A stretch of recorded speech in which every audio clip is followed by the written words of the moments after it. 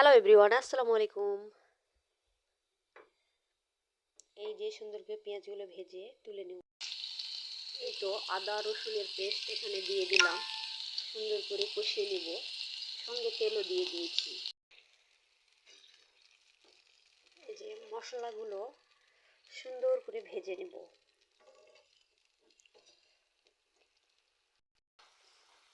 এই তো এখানে মরিচ বাটা, হলুদ, লবণ দিয়ে দিয়েছি। আসলে বাটা মরিচের তরকারি খেতেও ভালো লাগে আর কালারটাও সুন্দর আসে। মশলাটি সুন্দর করে কষিয়ে নেব।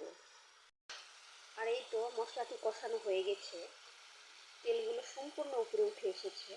আর তখনই ট্যাংরা মাছগুলো দিয়ে দিব।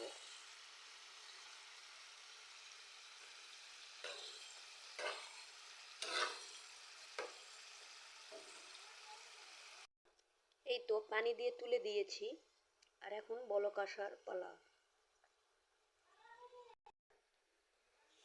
এই তো বলক চলে এসেছে, আর এই বলকের মধ্যেই এই যে দেখুন, এগুলোকে বলে আমচুনা।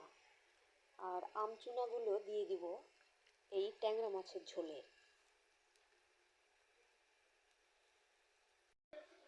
সুন্দর করে ট্যাংরা মাছের নোনাসটি নামিয়ে নিলাম।